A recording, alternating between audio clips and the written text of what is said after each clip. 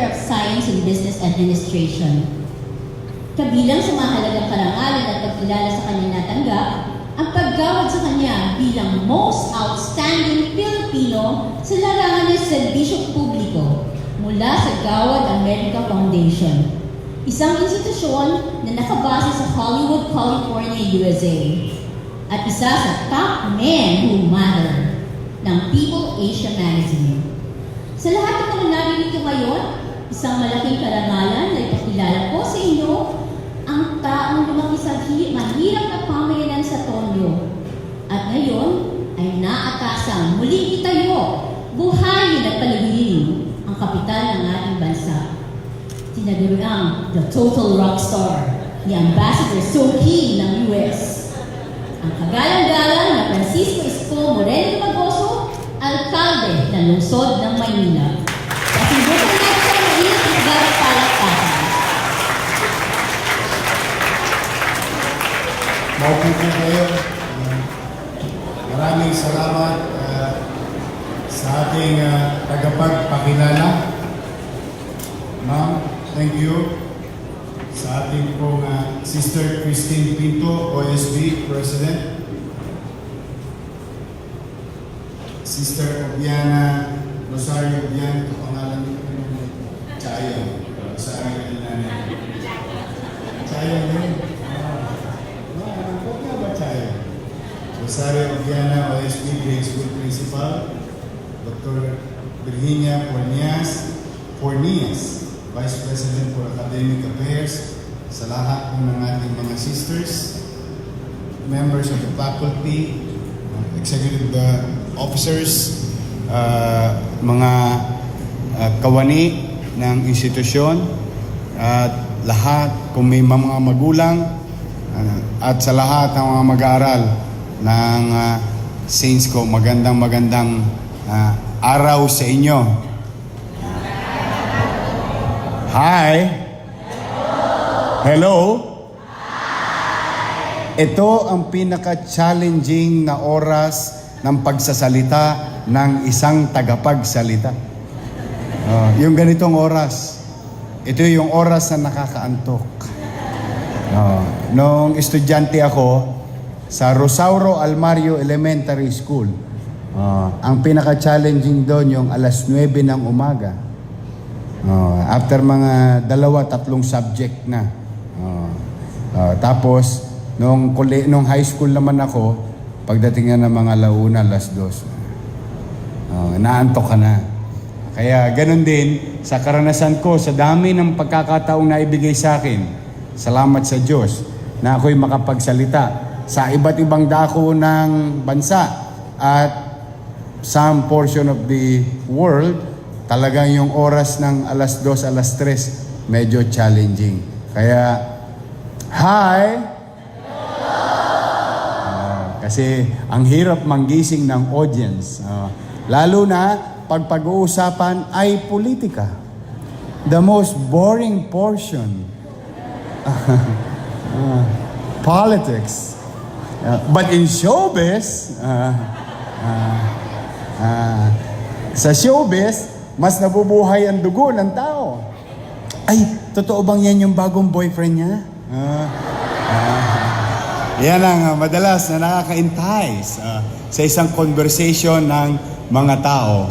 But be that as it may, in my own little way, I'll try to get your attention. And I think today's topic or today's interest is about what your city government can do for you.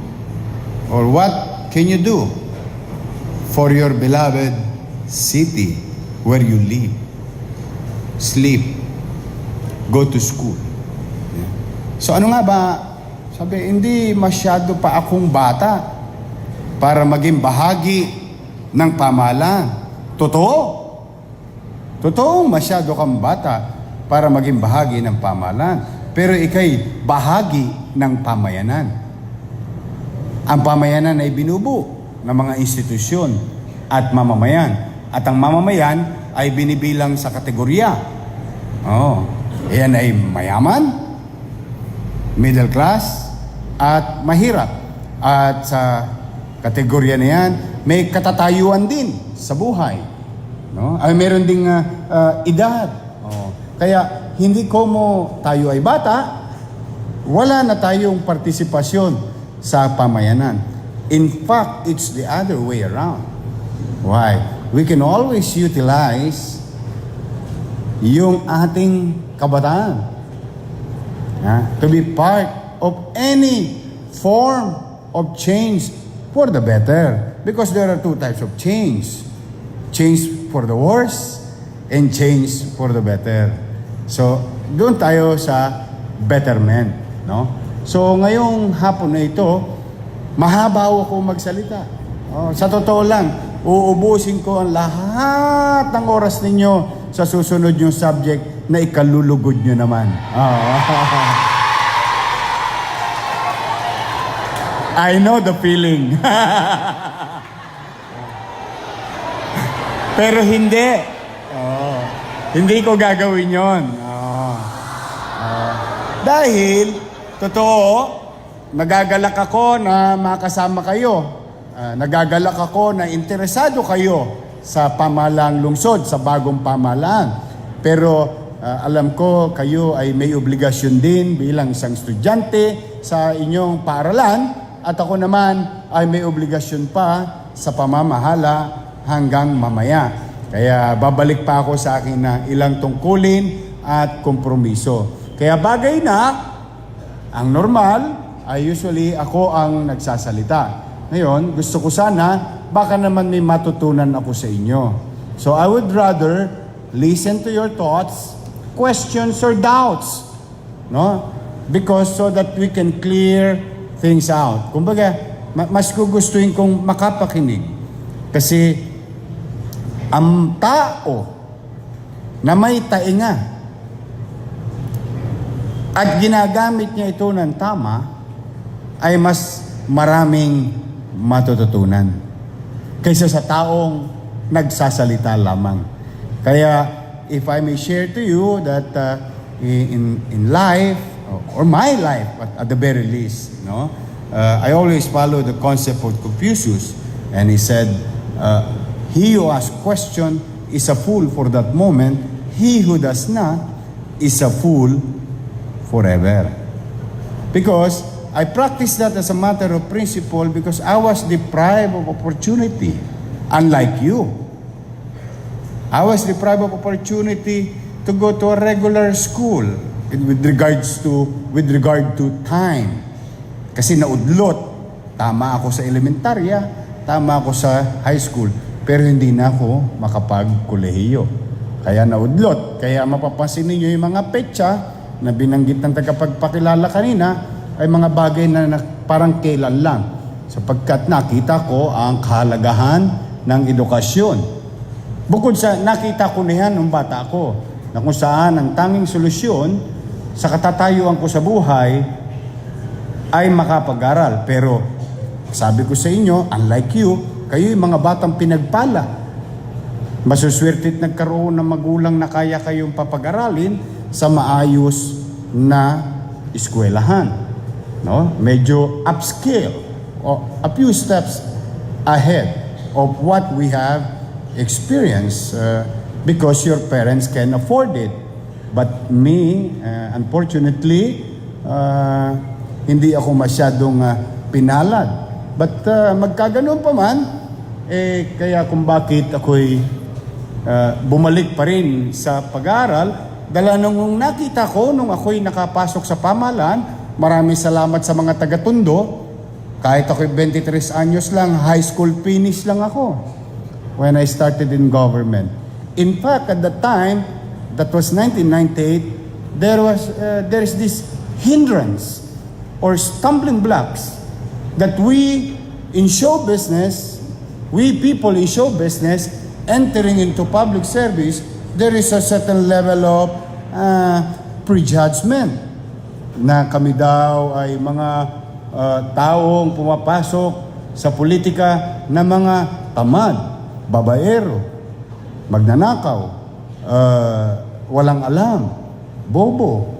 Hindi ko naman masisisi ang pamayanan sapagkat sa aming koponan, bilang mga artistang politiko, ay may mga gumawa ng lahat ng bagay na yun. Na kung saan, naisama kami na parabang kami pare-pareho lamang.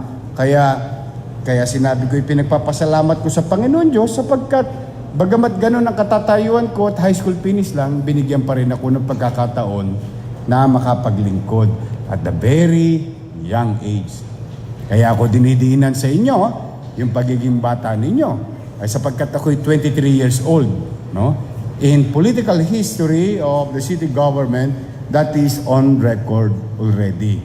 So, mangyari yon, nakita ko, ay hindi pala ito makikita, hindi pala ang pag-gobyerno ay pangiti-ngiti lang. Hindi pala ang gobyerno ay pa-cute-cute lang. Although cute naman talaga ako.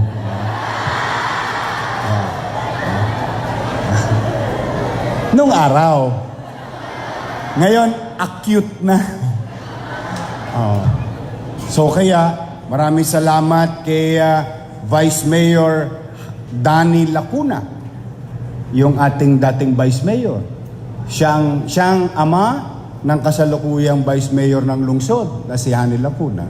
Siya ang nagbukas sa isipan ko na mag-aral muli. At siya rin na nagbigay ng pagkakataon. O kaya, ako'y kahit papano mga bata, masasabi ko sa inyo, ako'y may diploma na. Hindi lang gawang rekto, gawang Makati pa. So, be that as it may, no, there are challenges in our life. And I think kahit na maluwag ang katatayuan nyo sa buhay, kayo'y may mga kinakaharap din bilang bata. No? At huwag nyong iisipin, ito nga pala ha, bago tayo mag-umpisa ha, sa ating tanungan. Ito nga pala ha, ipagpapaalala ko lang. Minsan, sa buhay natin, para bang darating ang mundo sa ibabaw ng balikat natin. Para bang pinagtakluban na tayo ng pagkakataon. Tinalikdan tayo ng kasiyahan sa buhay. Dahil sa para bang ang dami niyong dinadaanan sa buhay. Always bear in mind, there are always two sides of the coin. The bad side and the good side. So you have, for you to be a happy person, okay, para maging masaya o masasayahin at magkaroon ng kabubusugan sa katawan, dahil ang taong walang kabubusugan sa katawan ay taong walang kasiyahan. You will keep on asking why, and why, the million whys in this world. You will never find the answer if you don't stop saying whys. What you should do, whatever your challenges now, whether economic, whether academic, or whether personal, hindi ka pinansin ng crush mo.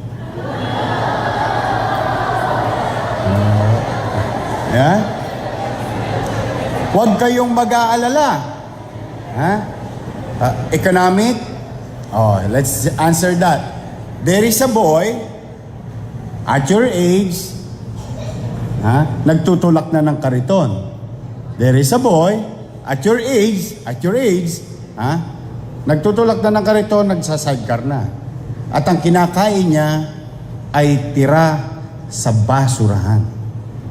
So if you're not experiencing that, I think you are in a better position.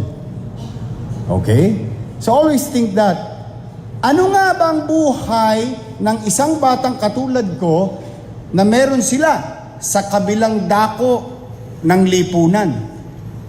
Because there is reality outside of this hall. The community. At hindi ko kayo masisisi dahil hindi nyo pa naman nakita yan. That's why I'm trying to get this opportunity and take this opportunity to remind you on how can you be appreciative of what God gave you or what God, Yung kung ano man ang bagay na meron ka ngayon, ay bagay na dapat mong ipagpasalamat. Now, may problema kayong academic, huwag kayong magkalala. Hindi mo kailangan maging katulad ni Zuckerberg o ni Steve Jobs, ng mga talagang, alam niyo ako, I am just an average student. Isa lang ang hiling sa akin ng nanay ko, huwag ko raw siyang bibigyan ng gradong dipalakol. Yun lang. Ang gusto niya, minimum pilipit. That's how we address it. So, ang gaang-gaang ng pag-aaral ko. Bakit? Kasi sabi niya, kailangan wala akong line of 70s. Kailangan minimum of 80. Dahil sa minimum ang hiningi sa akin ng nanay ko, wala akong pressure. Nung wala akong pressure, mas nag-excel ako. Ay, kalain nyo ba na first honor ako? You can ask Mrs. Laseste sa Rosario Almario Elementary School. Grade 2. In fact, nagalit pa ang nanay ko nung na first honor ako. Kaya sasabi ko sa inyo talaga mga bata, dapat talaga maging appreciative kayo. Alam niyo nung kinagalit ng nanay ko, problema daw ang binigay ko sa kanya. Kasi, di ba sasabitan ka ng medalya? And there is what you call, I don't know if there is still today, what we call recognition day. In recognition day, all students who excel from their field, sports, academic, quiz, and so on and so forth will be recognized, and honor students will be presented before all the students on that particular batch. No? Yung problema, pag recognition day, kailangan nakapandiin ka. Kailangan naka-long sleeves ka. Ang uniforme ko'y dadalawa. Na kailangan hindi ko pwedeng dumihan sa Lunes, dahil yung pa rin ang ipagagamit sa akin sa Martes. Dahil mahal ng Ajax. At Super Will. At the time. Tanong nyo sa mga teacher nyo. Inabot nila yon. Dahil, pag lagi nilalaban ng uniforme, magninis-nis. See? These are factors sa isang mga mahihirap na pamilya. But, you know, fortunately, God has so many ways. It just so happened that I have a neighbor, babae, meron siyang long sleeves. Kaya lang, ang long sleeves ng babae noong dekada 80, may ruffles. Di ba, nung araw? So, I have to wear it. Kaya sabi na nanay ko, ikaw, sabi ko sa iyo, mag-aral ka lang. O ngayon, may gastos pa tayo. But you know, my mother was so proud to the point, I have to walk about 2 kilometers every day going to school. Pabalik-balik. Nung tapos na awarding, hindi naman pinahubad sa akin ng nanay ko. I-display ako sa buong Kagitingan. Kagitingan Street in Tondo. No? So, that's why, kung meron kayong academic problems, it's part of life.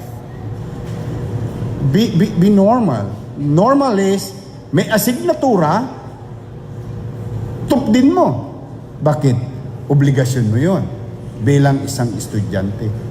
May nagsasalita, ipahiram mo tenga mo. Di ba normal yun? Focus your attention. May exam, huwag kang mag-YouTube mamayang gabi.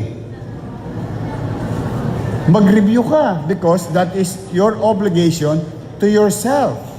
Di ba? So, that is being normal. That's not being studious. You don't have to exert so much effort, just focus on all your obligation. So, mamaya, may asignatura.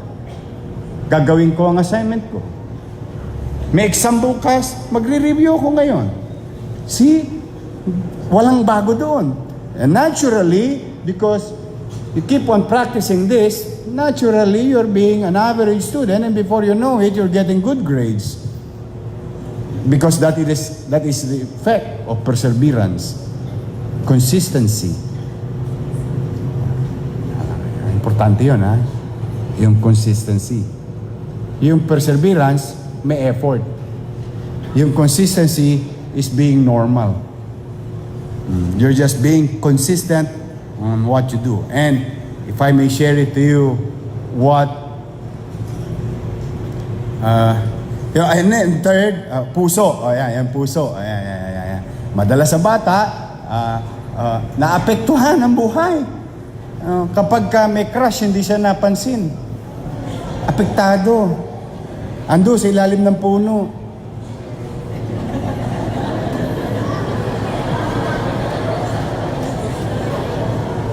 Before you know it, nagugulo yung mindset mo, yung utak mo. No. Always think that there is a boy na ang baon piso, baon niya piso, kailangan niyang bumili ng Wella gel. Inabot siya ng teacher niyo. There's a sachet at the time. You have to buy it. Parang pamada ang size. Kasi nga, retail. Merong Wella na plastic bottle. Medyo mahal yon. Mga 15 pesos yun at the time. But this Wella gel is para sa sachet lang. There is a boy who would spend half of his money para maglagay lang ng gel. Kasi yung crush niya, dadaanan niya sa kanyang classroom. Because section 2 ako She is section 4. So, mauuna ako, pero pag galing sa hagdanan, madadaanan ko siya. So, para masulyapan ko lang, yung crush ko is kailangan pumorma ko. Tandaan ninyo, that same boy is basurero who has lumang uniforme, dugyot, banilin. Alam niyo ba yung banil? Libag na hindi matanggal. Alipunga. You know alipunga? Oh my God. That's why you have not seen the worst of life. Alipunga. Ay, Diyos ko. Ang sarap kamutin nun. Because I'm always exposed sa baha, sa putik. Kaya may mga skin diseases ako. No? But the thing is, only to find out, hindi niya ako crush.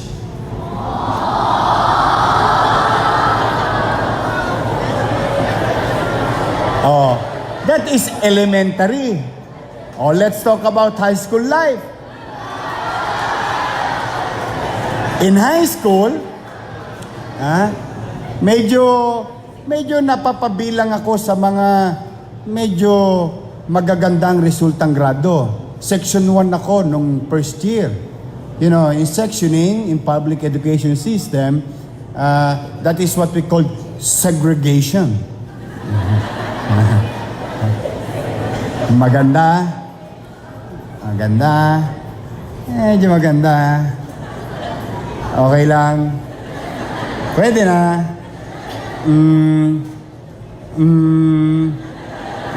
Ayan. Ganyan yung public education system. So, pinagsasama-sama mo yung medyo maayos, no? Amitis, Tondo High School. Section A. Nung first year ako. May crush din ako. Kaya sabi ko sa inyo, doon, pinakokopya ko pa yon. Minsan ako pa gumagawa nung, di ba nakalagay sa blackboard, assignment. Chat down. Jot down mo yun. Di susulat ko yun. Sige na. Hindi rin ako sinagot. Same thing with second year. Same thing with third year. And the most hurtful situation deep inside me if we are talking about emotion, or what we call love, no, is that there is what we call JS, the Junior Senior Party. Inaabangan yun. Sobrang inaabangan yun. And come to think of it, it is the first and only day that you're going to be allowed to wear non-uniform. So, ibig sabihin, kung medyo mayayay ang pamilya mo, makakabili ka ng pandiin. Di ba? Makakabili ka ng return. Swatch. Ha? Yan. Yun ang mga inong araw. Topsider pag mas may pera ka pa. So everybody will wear the best clothes that they can have in a party, and I arrived. Francisco Dumagoso arrived with COC uniform, youth development training, my PE t-shirt with my black pants. So yung crush ko na naman, siyempre sa kahihiyan niya, yung kanyang manliligaw, the only person na hindi nakapandin. And everybody would love to have Swatch na relo, lalo na yung Pop Swatch. Nung araw, inilalagay sa damit yun. Alam mo, may kanya-kanyang yabang din ng tao. See? Kaya if you're suffering or facing challenges with your life, emotionally, with your... Naku, pasasaan ba raraos din yan? Life will not stop there. Don't allow to affect you of those. Those are small things. Oh, awa ng Diyos. Natapos ako ng high school. Oh, akalain ko ba? Akalain ko ba? Sino ba magpagsasabi? Artistahin pala to. O, di nakapag-artista ako. O, lahat ng niligawan ko, naging ex ko daw sila.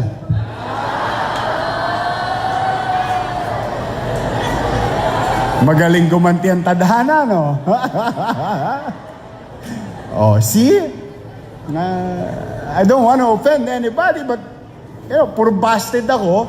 Then, nung nakapag-artista ako, naging ex ko daw sila. Oh, sino nagabol? So, my point is, if you are not going to have a chance with the one that you like, hindi naman serious na bagay ito. But this is part of growing up. That you have to realize that this is not the real thing. This is just part of it. Kaya, wag kayong magmamadali. Kaya tama nanay ko. Ang nanay ko nung araw, kaya kita nyo, in-implement ko yung curfew ngayon sa Manila. Ha? Kaya ko in-implement. Bakit? Ang nanay ko tamang-tama. Nung araw, sansuwi kami. Sansut-sut uwi. Di ba? Alas 6 na. But kids nowadays, in a hurry to enjoy, in a hurry to experience things. No, wag mong ranasin o danasin yung dinaranas sa mga matatanda. Ibigay mo na sa kanila yun. Enjoy your life as bilang bata, bilang dalaga, bilang binata. Make time for everything. Kaya wag magmamadali. So, maraming challenges sa buhay. Iyan ay ilang bagay lang na na-share ko sa inyo tungkol sa buhay-buhay. But these small things helps me to govern. This experience of mine, kaya ang Diyos maraming pamamaraan.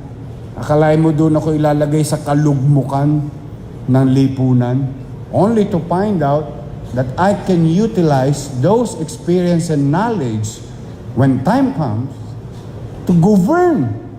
Kaya walang nakakalulusot sa akin na katwiran. For the simple reason, I never made excuses. in my life. Manghold up po ako kasi mahirap lang ho kami. Mangagaw ako ng cellphone ng estudyante sa kanto ng Top Avenue at Vito Cruz kasi wala kaming makain. Kaya hindi siya pumapasok sa akin. Bakit? Kasi hindi ko ginawa. Hindi ko ginawa yung mga masamang bagay na yon. Hindi ako nangapi ng kapwa ko pobre para itaguyod ang sarili ko at sa awa ng Diyos, ito ko sa harapan ninyo. Pwede pala. Posible pala. Kaya lamang ang mga tao minsan mainipin. Mainipin na gusto kagad yumaman. Gusto ko kagad magkamit. Wala namang masama magkamit. Pero yung pagnanais ng isang tao na makuha ang mga bagay-bagay sa hindi tamang pamamaraan ay hindi rin maganda. Kaya yan mga kwento na yan, kaya kung bakit nauunawaan ko ang taong bayan. Bata, binata, at matanda. Dahil ang isang blessings ko, if I can call it blessings, I was fortunate enough to have old friends. I'm being surrounded by literally retired people and excelled or successful old people who have these thoughts and ideas on how to address also our elders in the community. So, anyway, naikwento ko lang yan dahil ayaw kong palalagpasin ang buhay bata. Dahil, alam nyo mga bata, isang malungkot na portion sa pagtatrabaho ko sa gobyerno, alam nyo naman na pumupunta ako sa patay, no? That's my normal. During free time, I go around in the streets and I try,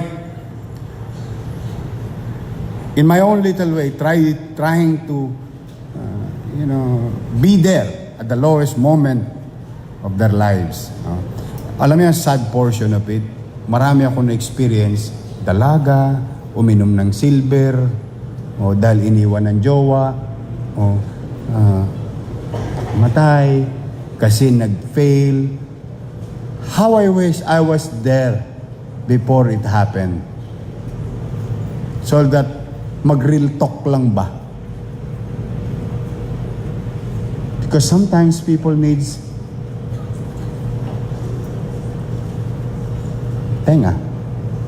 Kaya kung bakit naging habit ko na sa public service, and you can ask City Hall, who knows me very well, until 11 o'clock in the evening, 10 o'clock in the evening, I'm still in the office.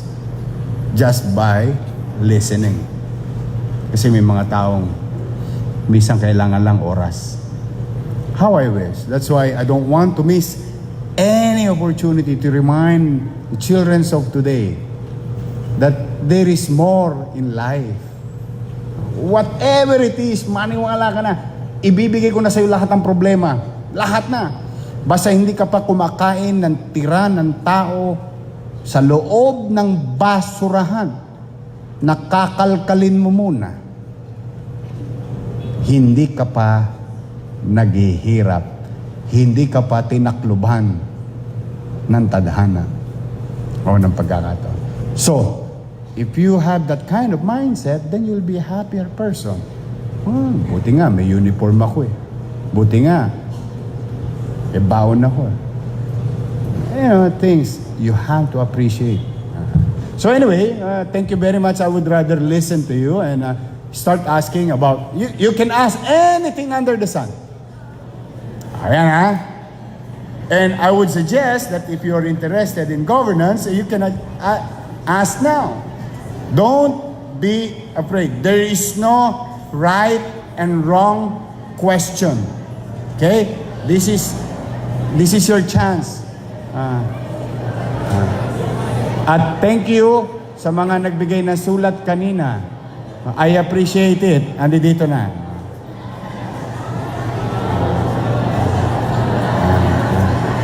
Kaya mga memento ko eh.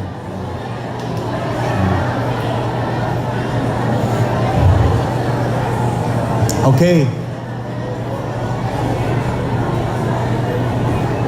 Hi. Good afternoon po. Ako po si Brianna Gombo from 6 St. Odilo.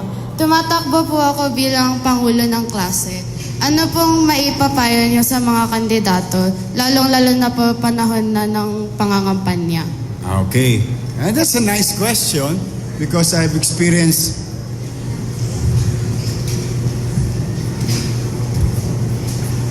seven local election and one national election and about 5 organizational election.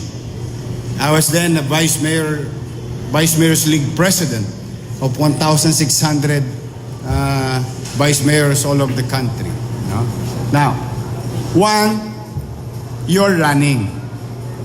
I think before anything else, you should ask yourself first, why am I running? What is my purpose? What things that I can share as member of the organization or leader of the organization? Because if you can answer that to yourself, then you can address or answer any types of questions. Because what will matter most to you is what's deep inside you.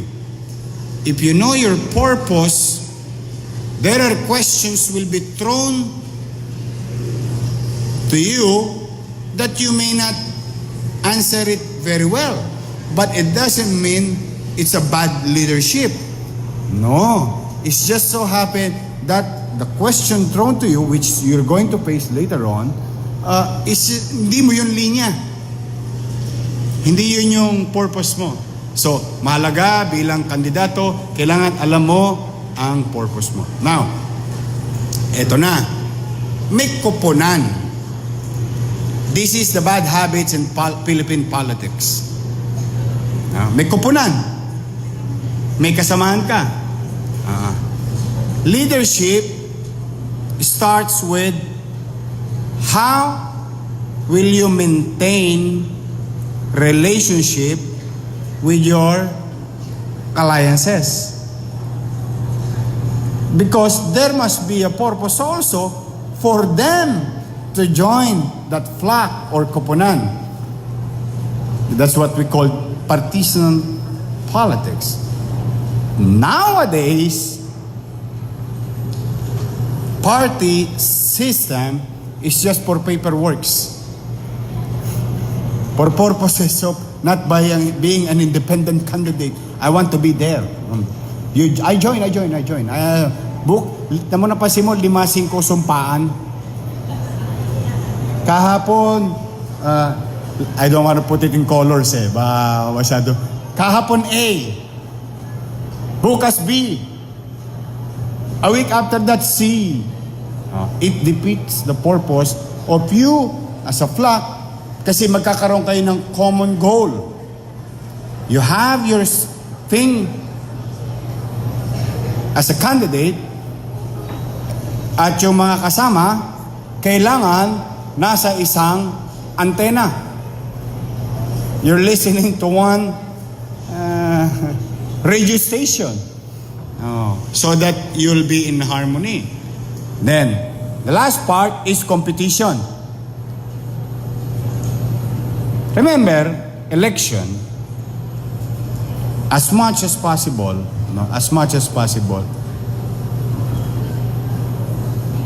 just say your piece.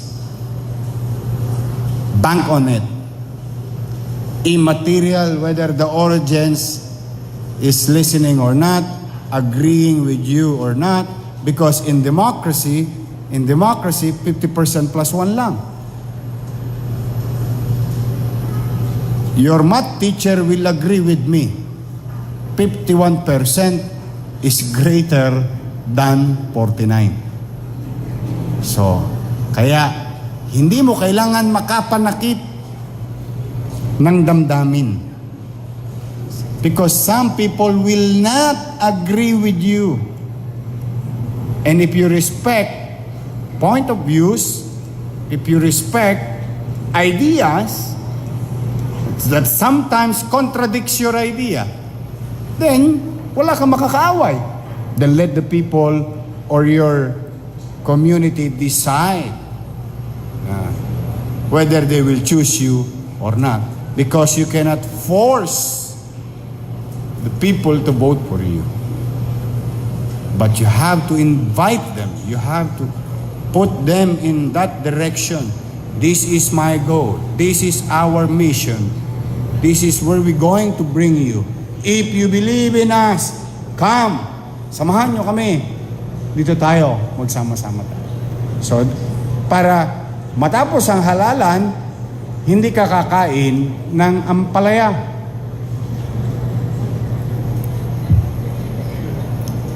Bitter eh. So that you can move on with your life. Because people have spoken already. So, good thing, this is an organization within your community. You have to practice this basic, marami pang rule, pakarami, in even campaigns, no? But these are basic. You have to ask yourself, kailangan, pag nagtayo kayo ng koponan, ex-association, kailangan iisa ang layunin. At yung layunin, labag sa layunin ng kabila. Dapat nagko-contradict. Kasi kung hindi, there's no choices. And that is not democracy. Walang differentiation. You may agree on some, but not as a whole. You can always disagree. And disagreement makes a better conversation. Because after disagreement, you stop. I always tell that to the city council. Okay, debate tayo lahat. 2 hours, 3 hours. Manawa kayo dyan sa inyong microphone. Nung vice mayor ako, nung kusyal ako, I stood up for 9 hours. High school finish pa ako nun. I stood up for 9 hours. Arguing. The same thing when I became the vice mayor. Open. After that, oy. We have to stop somewhere. We have to agree somewhere. Because people are expecting. We cannot finish debating every day, every week, and end up with nothing. No, that's not healthy debate. That's not healthy discussion. So, yun, importante yun. Pag ikaw na ang nanalo, i-open mo lang lahat. So, I hope I answered your question. Thank you po. You're welcome. Good afternoon po. Ako po si Shaska Torres. Isang student athlete po from 5 St. Erentrudes. Bilang isang inspirational leader, how can you further motivate and improve our student athletes, especially now that the competition season is upon us? Ano yung competition? Sports po.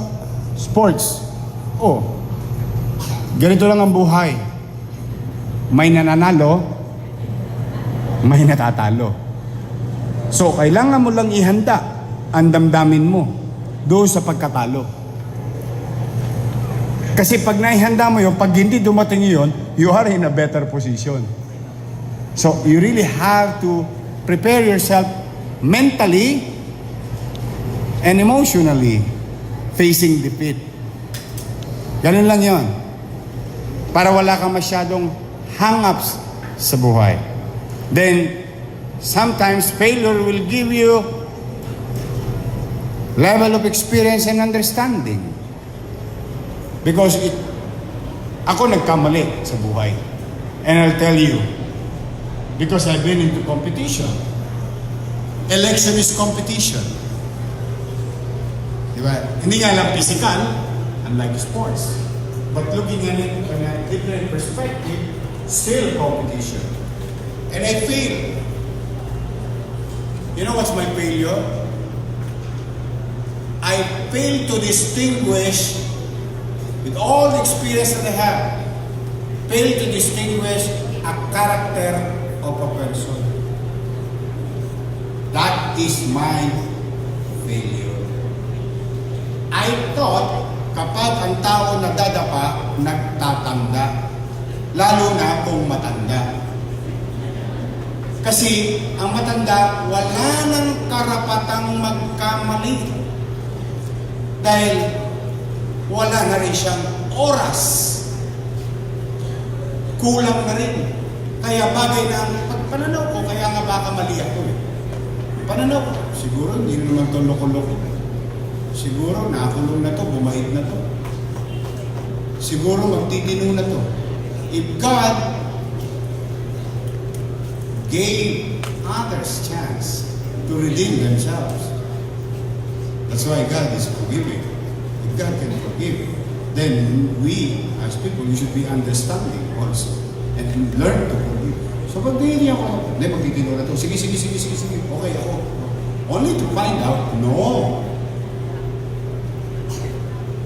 Totoo pala yung kasabihan. You cannot teach old dogs new tricks. So, that's why, going back, ready yourself emotionally and psychologically to lose it. Because failure is inevitable. So, losing is inevitable. Pero pag hindi ka na ilagay doon, will you be happy? Of course. That's a normal effect. Kaya kailangan lagi gano'n sa buhay. So as sports activities, may nananalo, may natatalo. Pero pinakamasaya sa lahat, I don't know if you can do it in sports. May nanalo, kalaban mo, o ikaw yung pumapalakpak. Dadalo, kung kaya mo gawin yun. I think you'll be a better person because you want your character. And characters is more priceless. Importante yun. And if I may share to you,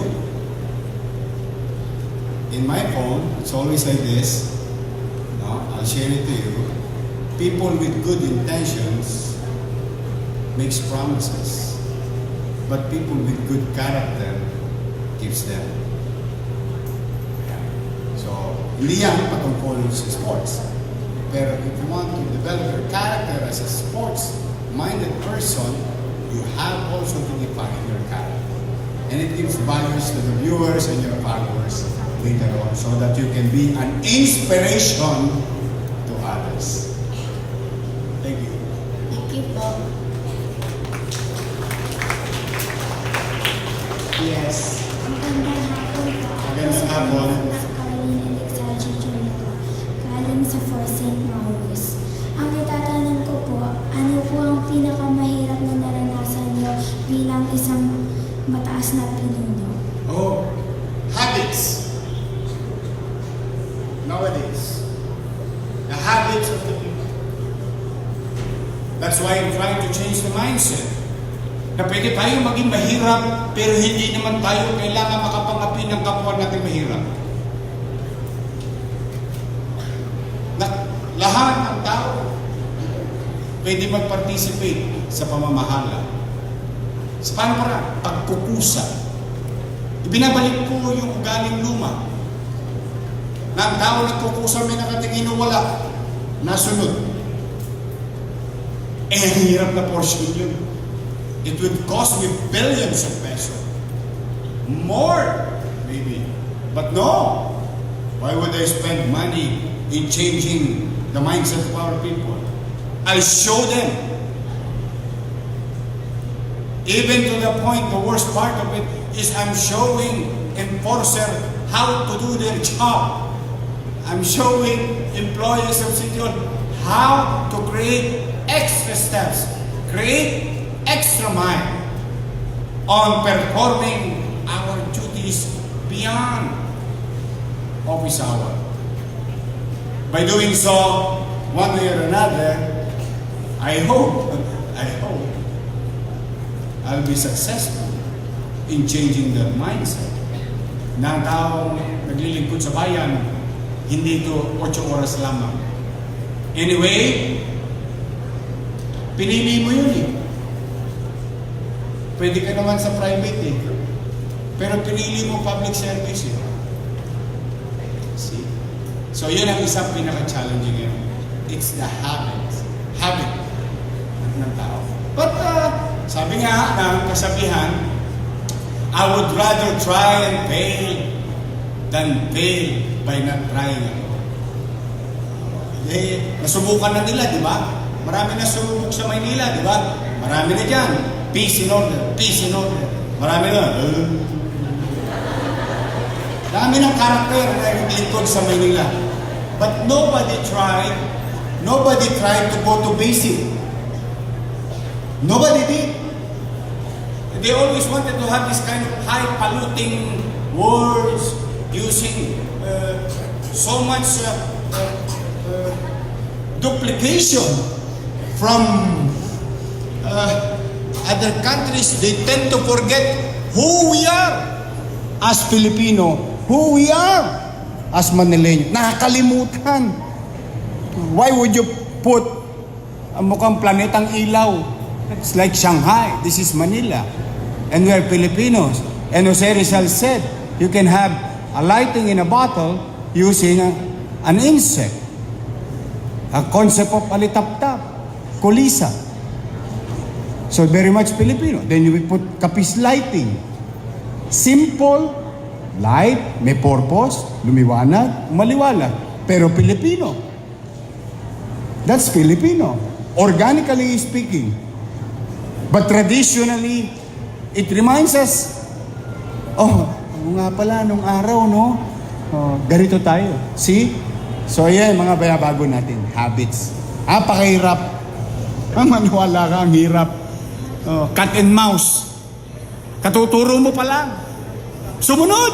Tumalikod ka. Old habits will, But still, we will not get tired of doing so. So, yun, ang isang pinakamalaking challenge. Bukod sa pera, it's always pera sa gobyerno. Ayoko na yun, lumang problema na yun, dati ng problema yun, hanggang ngayon, problema namin yun. And I think why we arrive in that problem is because there must be cause why we're here. So, doon ako pumunta sa ugat. Kaya yung ugat, mahirap makita. Bakit? Nasa ilalim ng lupa, nakakubli. So that's why I went to regular elementary of governance. Diligan ang ugat. Nang kuminis ang mga dahon. Nang lumusog ang mga stem. Ayan. Nang tumibay ang puno. Balik lang. Yes. Salamat po. You're welcome. Oh, thank you. Thank you, Thank you. Si Mama, picture etneb lang to, ha? Thank you, thank you. Thank you, thank you. Please. Magandang hapon po, Mayor. Ako po si Francesca Villas ng 5 St. Boniface po. Paano niyo po ipalagpas po yung naranasan niyo po sa operasyon ng Maynila? Kasi ako po ay nakatira sa Tondo rin po at nung inutusan po ako sa palengke, akala ko po nawawala po ako dahil ang luwag-luwag na po. Well, I told them, kung yung palengke na puntahan mo, I told them, sabi ko, nung directional meeting, how can I ask Mary, who lives in X Street, to clean up the frontage of his house or her house if we in government cannot clean yung sarili nating bakod? What is our moral ascendancy to ask somebody who is a taxpayer? Hello, babayad na nga ng buwis.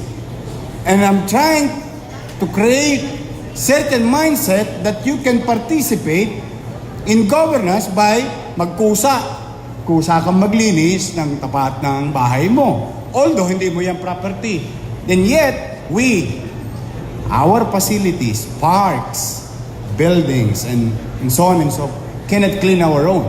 So that's why I told them, I wanted to make it a habit that every weekend, lahat ng palengke, maglinis kayo ng palengke ninyo.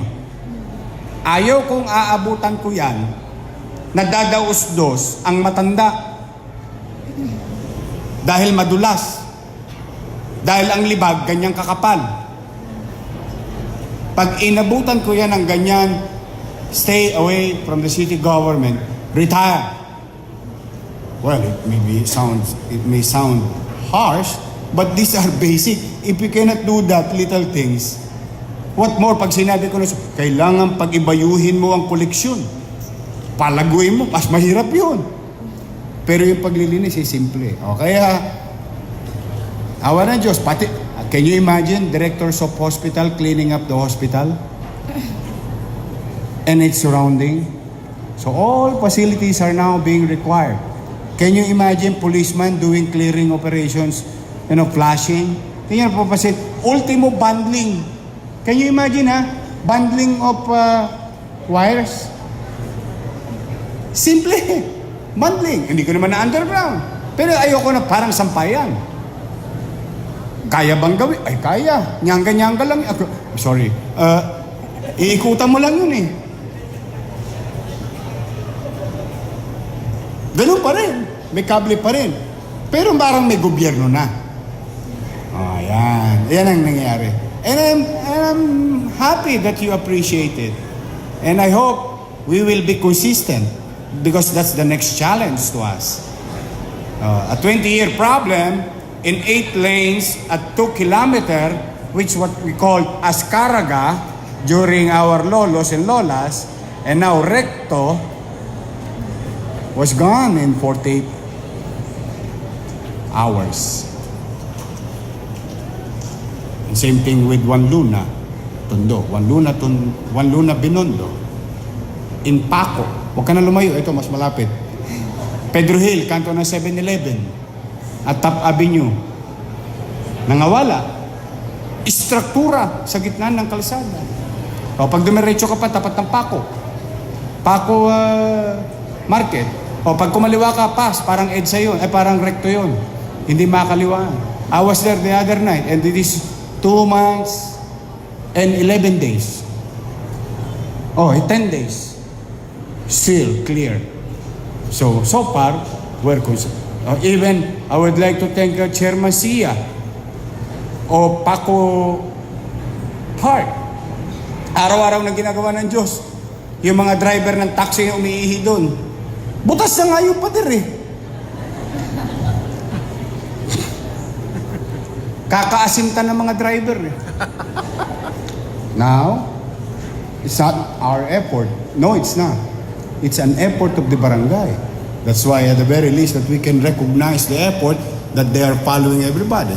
Now we're trying to clear barangay halls in the streets. Saan ka nakakita? Sa kanto ng Santo Cristo.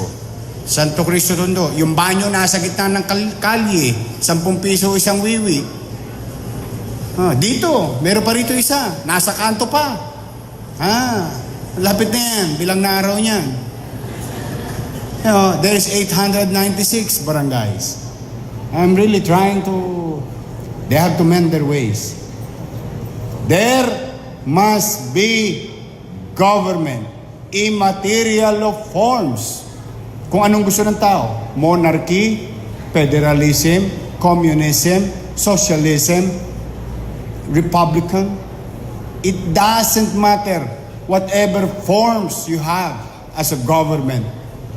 But there must be government. There must be governance. We have to govern. If not, you buy your own island somewhere in this world, like the other president in the Western world trying to buy one entire continent of what we call Iceland to have his own country. That's different. But for the meantime, you belong. Like in this case, you're a Filipino. you belong to Philippines, and Philippines has a government, and government has laws and rules. We must obey. That is our obligation to our country. We can always disagree with our leaders. We can always argue with our leaders and their policies. But, at the end of the day, dapat may pamamahala. That's why you elect people in democracy. You really have to be very careful. And I think your institution, your school for that matter, is teaching, not literally feeding, but teaching and guiding you on how to choose leaders.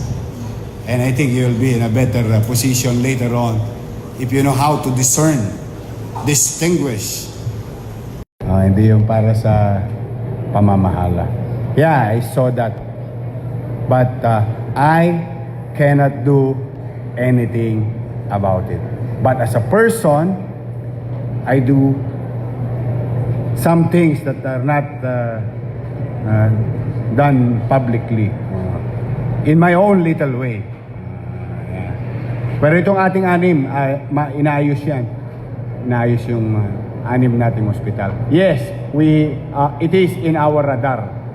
The public healthcare institution, including the 60 health centers, as a matter of promise and commitment during the campaign. Maraming salamat po. Magandang hapon po, Mayor. Ako po si Alessandra Dagudag ng 5 St. Leoba. Kung kayo po ay nanalo para sa senador, ano po ang unang batas na gagawin niyo po? Nutriban.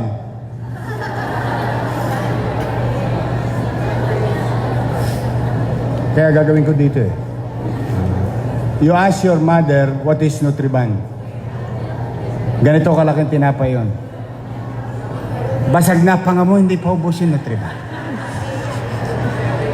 And then meron kang claim. So no children in this country will go inside the school with empty stomach. Because a child with an empty stomach na nakikipag-agawan pa si Sumat Galema sa kanyang tiyan para bigyan niya ng atensyon ng tiyan niya at yung teacher niyang nagsasalita. So it will affect the efficiency in learning ng sambala. So, yun yung unang-una. Plus, of course, in-city vertical housing program. I always believe in what Lee Kuan Yew did. He's my idol. He's one of my idol. Prime Minister Lee Kuan Yew. I always believe in that. Pagbibigay ng kasiguraduhan, kapanatagan sa panirahan ng bawat pamilya. Bakit? Alam ko ang pakiramdam ng isang tao na hindi ka nakatitiyak, na galing ka sa trabaho, pag uwi mo, kung yung bahay mo nakatirik pa. Masakit yun. It will create level of anxiety every day. Kaya, kapanatagan, kasiguraduhan sa paninirahan. Yan ang isa. Kasi si Lee Kuan Yew, education, healthcare, housing. Education, healthcare, housing. Education, health. It took him, I think, 20 years of investment. Nung naging matalino yung mga Singaporean, naging financial hub sila. Nung maayos na ang mga kalyet, nagkaroon na ng nagkaroon ng dignidad yung bawat pamilya. They are now a stakeholder na sila.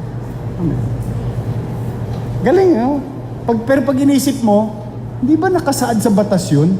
Edukasyon, kalusugan, di ba nasa batas? Ba't parang walang bumapansin nun? Kasi mas gusto natin magandang tulay? O mas gusto natin kumikislap na mga decolores na ilaw na nabubusog lang yung mga mata natin. O mas gusto natin yung maganda yung naalaala sa dyaryo. Because these things cannot be seen by others. It can be felt by the beneficiary.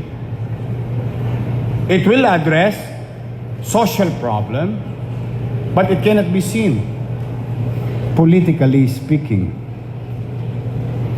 Siguro kaya may mga politiko gusto but Mr. Lee Kuan Yew, no. Well, he has this character some people hate, being strong and straightforward. But what matters most is the result. They're still in democracy. But look at them now. Lee Kuan Yew paid the price of judgment of some. He was prejudged, hated in the beginning, literally.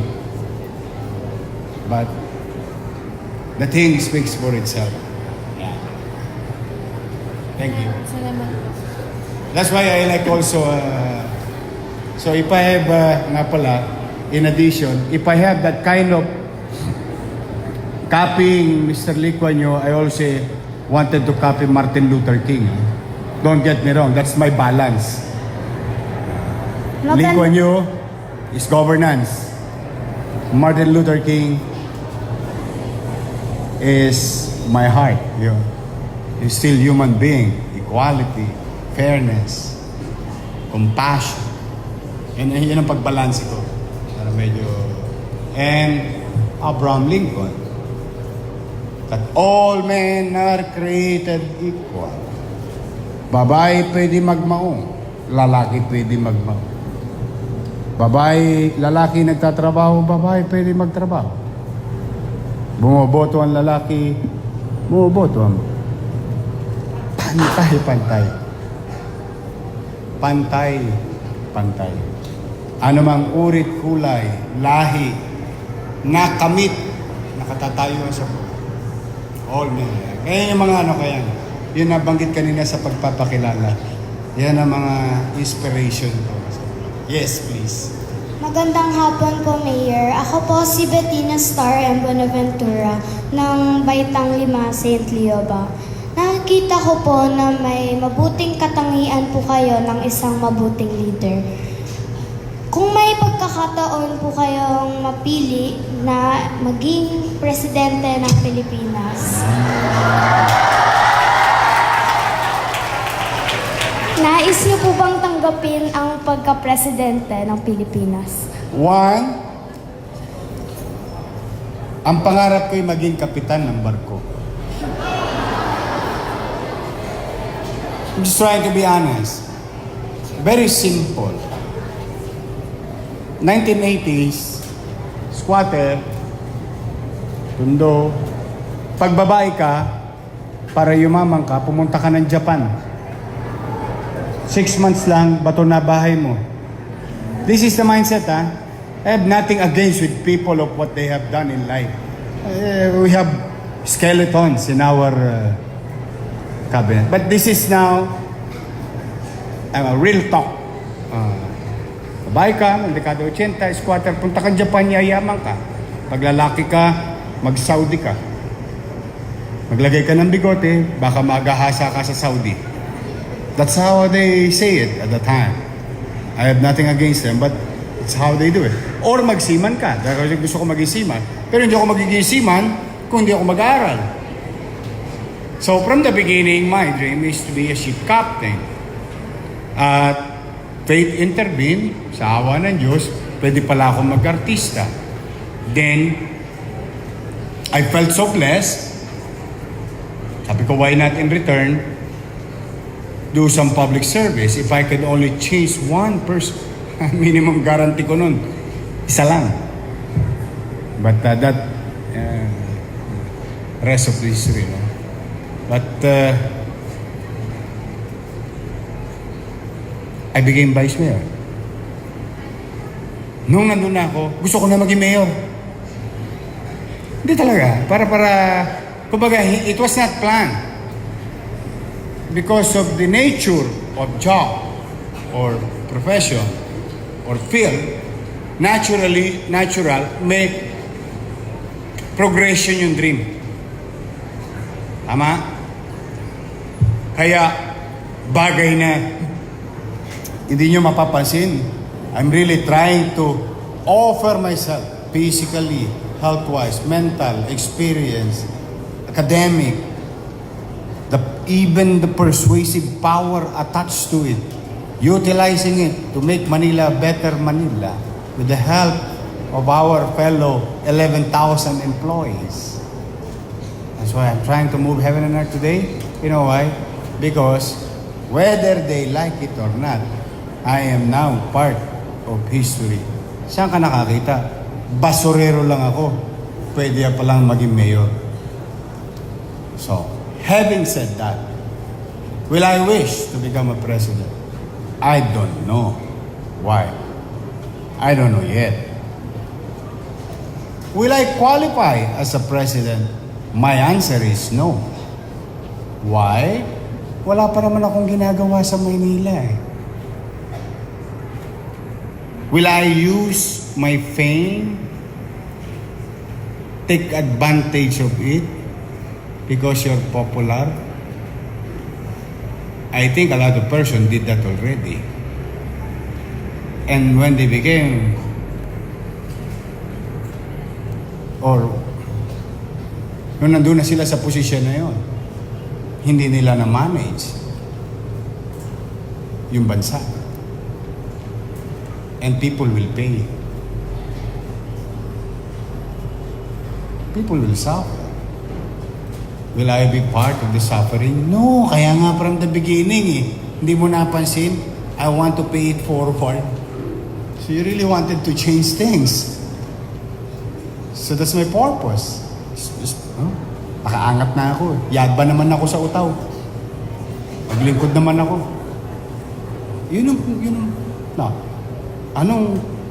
You ask me about, what will you do with West Philippine Sea?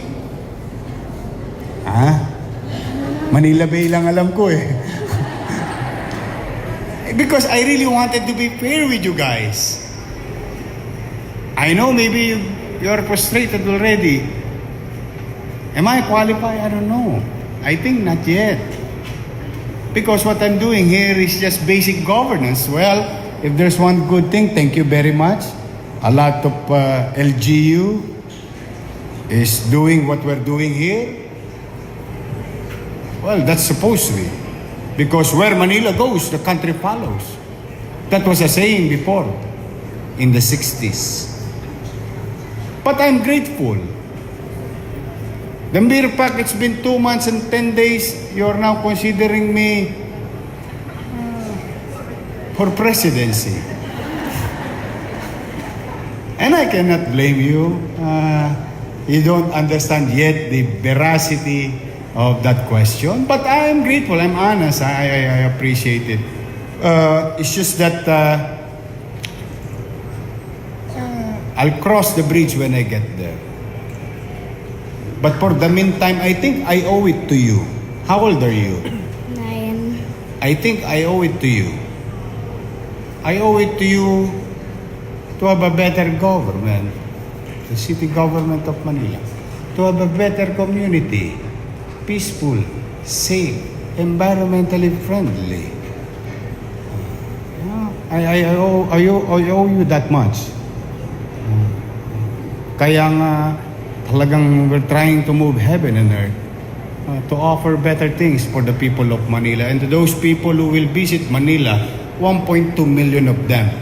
Because 1.8 million will sleep tonight in the city of Manila, and tomorrow morning, that 1.8 million will add, there will be new numbers who will visit about 1.2.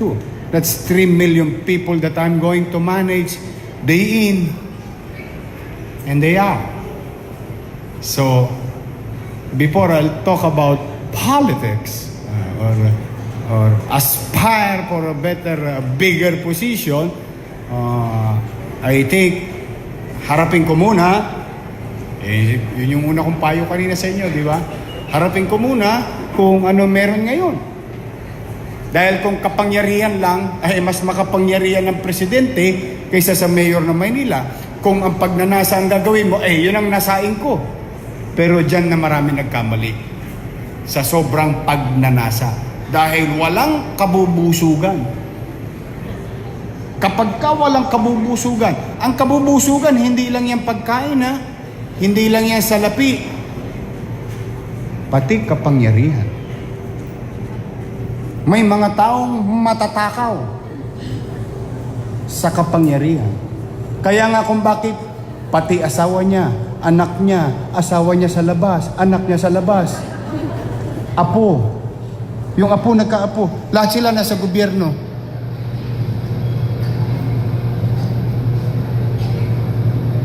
Sad. But, can we do something about it? Yes, next election. Can we do something about it? Yes, you have to discern. You have to distinguish. You have to understand. Ayan. Now, kaya yan bagay na yan, hindi ko yan, never ko yan inisip. But, historically, that's why there was a clamor, not only by a 9-year-old today, there was a clamor in social media. And did you know that I have a poster in Cavite? Do you know that? I have a poster there greeting Happy Fiesta. I'm not even the mayor of that town. So there is now a clamor of whatever it is, no? But I swear to God, since July 1, what I've been doing, what we have been doing has nothing to do with 2022. It's all about the chaos, the problems, and challenges of the city of Manila that we are facing, and the people of Manila is suffering. That's why they kick them out, all of them, outside of public office. And I think that is more than statement of facts, of frustration of the people of Manila. All, as in literally all, was kicked out of public office. And that is more than enough to get our attention on addressing the situation of Manila and the goals and dreams and aspirations of the people of Manila. So I would rather be busy here attending to it, and as I have said, kung ulitin ko, I will try. Hindi ako mapapagod. Gagahasain ko ang katawan ko. Metaphorically. I will utilize my youth, that kind of edge that we have bilang bata to have a better Manila. And I was fortunate enough listening to a comment that governance is about orchestra. Yes. And it's being said every day, every week to my fellow public servant that my dream of Manila is literal. And I swear to God, literal. I've been saying that every week. To create an orchestra. An orchestra composed of different instruments. Playing one song or music in harmony. Being conducted by one. So that there will be order, direction for the city of Manila. Now, to cut the long answer, I am going to teach after mayorship. Yes, I am going to teach. That is my retirement plan.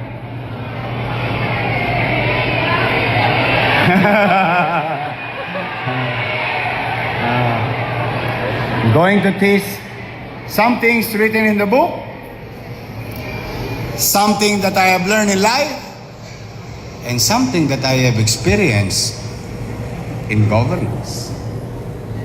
So if I can share that, so that others, at the very least, will be guided, it's not even a guarantee that is the correct solution to every problems, but within the striking distance of approaching problems. So, hindi pa. Tingnan natin. Let's play it by ear. Ha? But thank you, ha? For a 9-year-old. Julius, ha? 9-year-old. Tama-tama, by 9 years, you'll be 18. Then you can participate and practice your right to suffrage. By then. Maraming salamat po. Okay.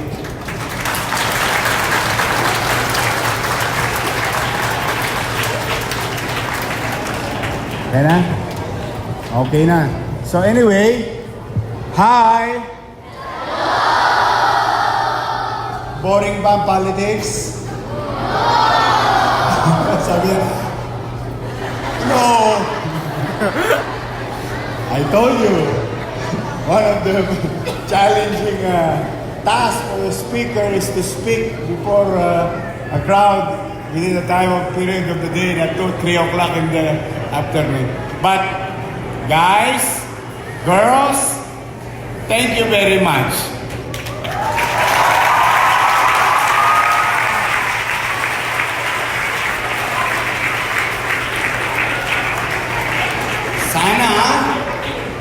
Sana may naibahagi sa inyo ng kaunti ang pamahalang lungsod ng Maynila.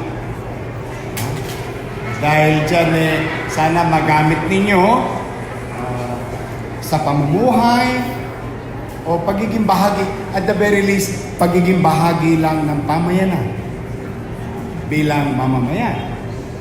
Magamit ninyo yan. At sana, muli, lastly,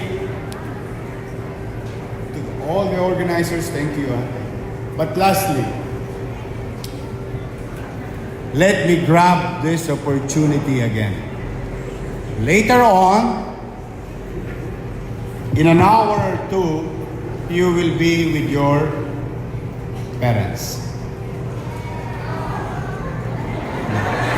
At work, volleyball. In a few hours from now, you will be with your family. Then let me tell you this, and take this opportunity. I, Francisco Moreno Dumagoso, also known as ISKO Moreno, your mayor, ang inyong gatpuno, ang inyong alkalde, humaharap sa inyo mga bata, na sana iparating ninyo sa inyong mga magulang na ang inyong mayor ay buong kababaang loob. Nakikisuyo po ako sa inyo. Gusto nyo po bang magkaroon ng maayos na Maynila?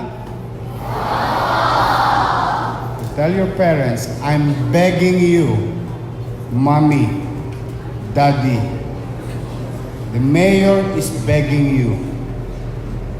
Please help us.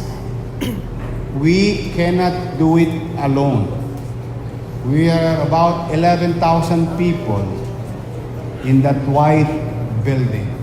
I think we will be better, much better, if people will participate. Kaya buong kababaang loob, nakikisuyo ako sa inyo. Tulungan nyo kami. Kailangan ko ng tulong ninyo.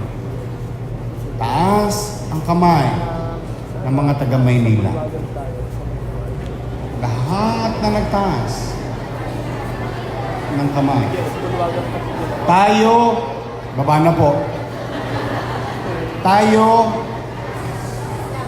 ay mga batang Maynila. Walang magmamalasakit sa ating mga batang Maynila, kundi tayong kapwa Batang Maynila. Muli, nawa, sa awa ng Diyos, mapagtagumpayan ninyo ang mga suliranin, kakaharapin ninyong suliranin or task given to you. And may God give you good health and make you wise, full of wisdom later on. Muli, maraming salamat. Pagpalain nawa kayo ng pong may kapal. Manila! God first! Sabay-sabay! Manila! God first! Thank you.